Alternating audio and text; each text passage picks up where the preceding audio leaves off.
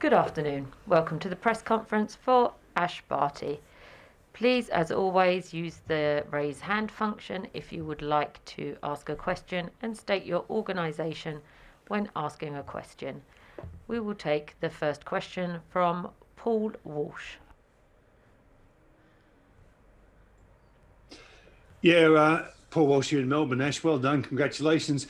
Given the limited preparation that you had prior to the tournament, how far do you feel you've come now in making up for that lack of preparation? And how important was that workout today? There was certainly no lack of preparation. It was a different preparation, without a doubt. It was unique, but I did everything in my power to make sure that I was well prepared to come into this tournament. I feel like we're doing all the right things. We're trying to do everything that we can each and every day to be as ready as possible for the next day, and that's no different to how we prepare for each and every tournament. So certainly happy with the way things are going.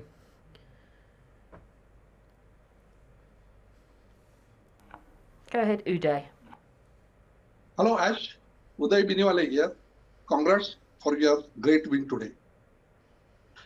In French Open, you had to retire with injury, but now you seem to be absolutely fit and in tremendous form. What special efforts you have taken to make these drastic changes, and how is your confidence level now? Thank you. I feel good. I have an incredible team. I have a great physio, I have a great trainer, a great coach, and we're all very much on the same wavelength when it comes to how we wanted to plan and how we wanted to prepare, and also a little bit of luck. You need things to go your way, and the rehab for me in between Paris and playing here at Wimbledon was as best as we could hope for. But I feel great. I feel like each and every day we continue to do the right recoveries and we try and prepare in a way knowing that I can give myself the best chance to walk out on court to play it absolutely 100%, and I feel great. Josh. Hi Ash, Josh Gablich here from SCN in Australia. There was a moment towards the later stages of the second set where it started to rain, and Barbora indicated that she thought maybe we should come off. You should come off. You didn't want to come off. Was it important that you got through and didn't have that 15, 20-minute delay?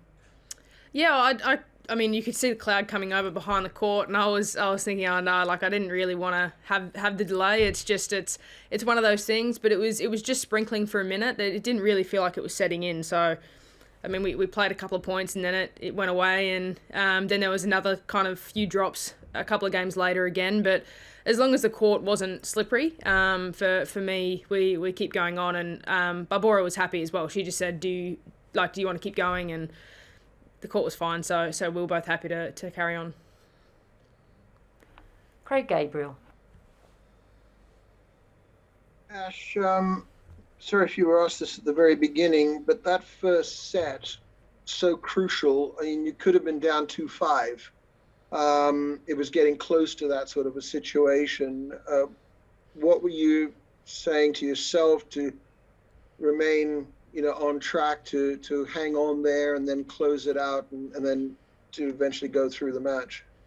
Yeah, that 2-4 game in the first set was a big one. I felt like a couple of those break points down, I think there were one or two, I played the point a bit more aggressively and was able to be a bit more assertive, and that was kind of a little bit of a change. Probably for the first 15 or 20 minutes, I felt like I was really struggling to pick up her ball off her racket, and I wasn't able to make enough and give myself a chance to get into games, plain and simple. So once I was able to do that, and I think then getting a break back instantly at 4-3 to level things up was a good game. Just again made more balls and gave myself a chance. So it was just about giving myself time to settle into the match in a sense of feeling super free and super comfortable, and just working my way into games.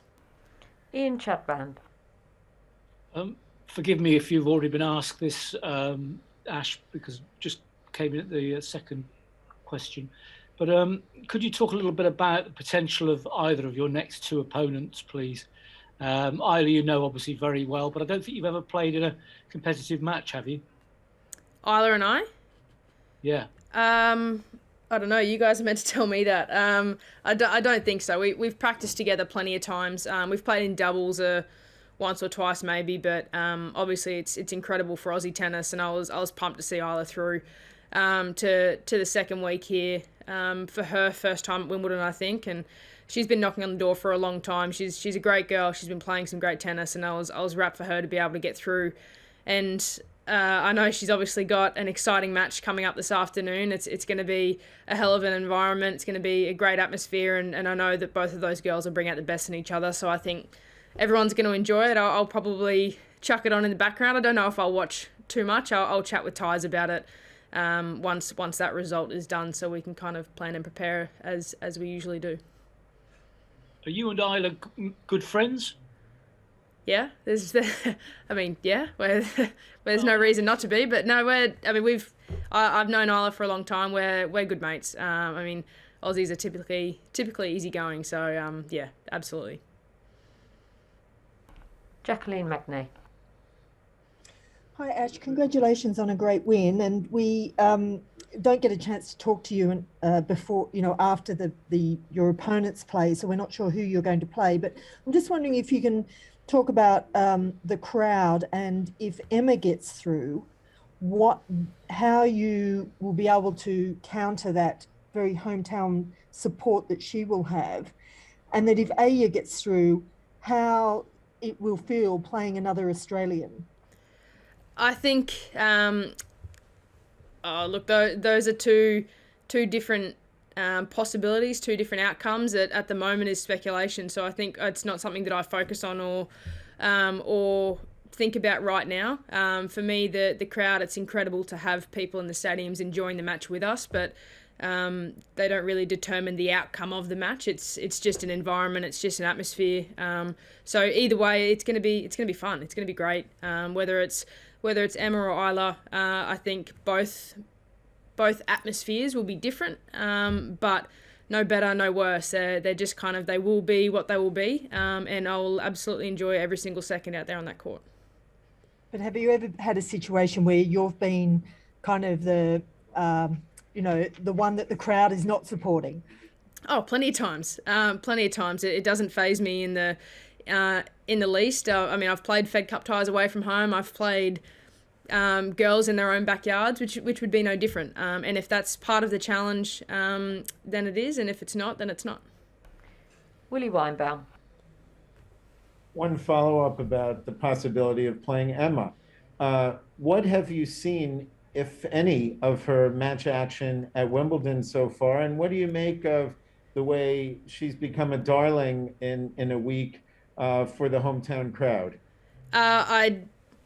Honestly, Willie, I haven't seen a ball. I haven't seen one point of her matches. I was warming up the other day and we could hear it on court one, but I haven't seen a ball. I understand recently she started working with Nigel. Obviously, I've known Nigel for a long time. We've got a great relationship. So that was probably when I noticed him walking around with her. That was the first I've seen of her. I'm not sure how much she's played on tour before. So certainly a fresh face. She's having an incredible tournament. It's amazing to see a young player like Emma absolutely grab it with both hands, play fearless tennis from what I've heard, and just go out and enjoy it. So I think if that is the matchup, then it'll be an exciting atmosphere for sure. Paul Walsh. Yeah, just in terms of the match today there, Ash, how long does it take you to get the feel of a match when you're up against who is a person who's a quality opponent that you have never played before? Does it take a while to work into the match? It can do. I think at different times. Obviously, for both of us, there was an adjustment playing on that court. I played a little bit differently to what I've been hitting on, and obviously played a little bit differently to centre. So there's a bit of an adjustment period, but I think that's fair for both of us. We've played each other in doubles multiple times, so of course you know how the other person hits the ball, but patterns in singles and kind of the matchup changes a little bit. So I just needed to allow myself time to settle in and kind of figure out her patterns, and then how I was going to bring it back to my patterns as regularly as possible. And of course we had those discussions with Tyes before the match. We'd go out there with a plan, but things don't always go to plan. Patterns change, opponents are unpredictable, and that's what I love about sport, is there's no certainty, there's no guarantees. It's just go out there and play and enjoy it. Craig Gabriel. Ash, two things. I know you take everything in your stride, but how good is it feeling really to be in the quarterfinals of Wimbledon, and also now you're looking a little bit more relaxed. Gary's here, and having that sort of company as well, not just ties around. So if you could look at those two aspects and just address that, please.